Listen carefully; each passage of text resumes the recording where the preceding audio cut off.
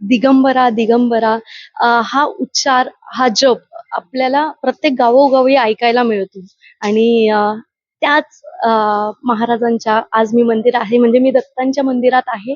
आणि इथले जे सर्व आहेत, श्रीहरी महाराज पवार, त्यांना मी आज भेटले. आणि कोल्हारवाडी या गावात मी आहे. तर या मंदिराचा इतिहास आपण त्यांच्याकडनं जाणून घेऊयात. महाराज, कधी कोणत्या साली हे मंदिर बांधण्यात आलं? सन 2010 साली या मठाची स्थापना परमपूज्य सद्गुरू स्वामी गगनगिरी महाराज यांच्या कृपाशीर्वादानं झाली. मी या संप्रदायामध्ये प्रवेश करण्यापूर्वी सर्वसामान्य शेतकरी कुटुंबातला व्यक्ती आहे. भगवान दत्तात्रयाची अशी कृपा परमपूज्य सद्गुरू स्वामी गगनगिरी महाराज आणि परमपूज्य सद्गुरू स्वामी मधुसूदन भारती महाराज श्री क्षेत्र दत्त शिखर माहूरगड यांच्या कृपा आशीर्वादानं या ठिकाणी आपण हे स्थान निर्माण केलेलं आहे. आणि 2010 ते 2026 आजपर्यंतचा हा प्रवास या ठिकाणी अविरत सेवा चालू आहे.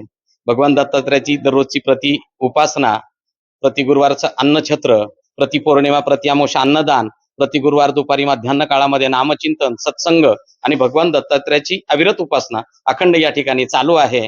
आणि आज आनंदाचा योग असा की आदिशक्ती आईसाहेब मुक्ताबाईंच्या पादुका भगवान दत्तात्रयाच्या भेटीला आल्या. तो आणखीन आनंद आहे, दुग्ध शर्करा योग आहे.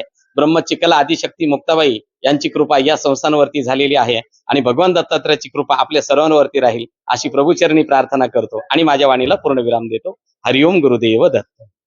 धन्यवाद महाराज. मला अजून एक गोष्ट तुमच्याकडनं जाणून घ्यायची आहे की असा कुठला तुमचा अनुभव आहे का या जागेविषयी, की ते तुम्हाला अविस्मरणीय आहे, की तो क्षण तुम्ही कधीही विसरू शकत नाही या मंदिराविषयी, या जागेविषयी? हा, असा एक क्षण आहे माझ्या जीवनामध्ये. या ठिकाणी खरं पाहिलं तर विहिरीचं एक काम चालू होतं माझं. मंदिराला लागूनच एक विहीर आहे 50 फूट अंतरावरती. आणि विहिरीचं काम चालू असताना विहिरीचं काम 40 फुटावरती गेलं होतं. आणि ज्या वेळेला 40 फुटावरती विहिरीचं काम चालू असताना ज्या वेळेला ब्लास्ट केला म्हणजे बार घेतला तो विहीर खोदण्यासाठी, तर त्या विहिरीमध्ये 40 फुटावरती असं भव्य दिव्य शिवलिंग आणि भव्य दिव्य नंदी पण त्या ठिकाणी प्राप्त झालेला आहे. तो परिसरातल्या सगळ्या लोकांनी पण पाहिलेला आहे. पण एवढंच झालं का ब्लास्ट केल्यामुळे त्याचा म्हणजे तो विखुरला गेला होता. तो काही असा म्हणजे प्रत्यक्ष असं जोडता नाही आला, कारण तो शेवटी दगडामध्ये असल्यामुळे आणि ब्लास्ट झाल्यामुळे तुटला. सगळ्यात या मोठ्या जागेचं पवित्र आम्हाला तो आहे. आणि त्याच्यानंतर ही भगवान दत्तात्रयाची असीमासी कृपा आहे. आणि काय तुम्ही म्हणाल तरुणांना की अध्यात्माकडे त्यांनी का वळावं आणि दत्तांना त्यांनी का अभ्यासावं? भगवान दत्तात्रय या कलियुगातील अशी एक शक्ती आहे, अशी एक दिव्य शक्ती आहे. दत्त या शब्दाचा अर्थच असा आहे की आज, आत्ता आणि ताबडतोब. द म्हणजे दक्ष आणि त म्हणजे तत्पर.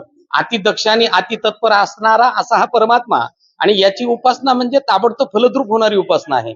या उपासनेतून नवतरुणांनी मला असं वाटतं का की भगवान दत्तात्रयाची उपासना केली पाहिजे, व्यसनापासून अलिप्त राहिलं पाहिजे. आणि आपल्या शिक्षणामध्ये गुरुड ब्रह्मा गुरुड विष्णू, गुरुशिवाय कोणी मार्ग दाखवत नाही. म्हणून भगवान दत्तात्रय हे गुरुतत्व आहे. या पृथ्वीला गुरुतत्वानं धवलांकित करणारी ही किमया आहे. म्हणून भगवान दत्तात्रयाची उपासना ही सर्वश्रेष्ठ आहे.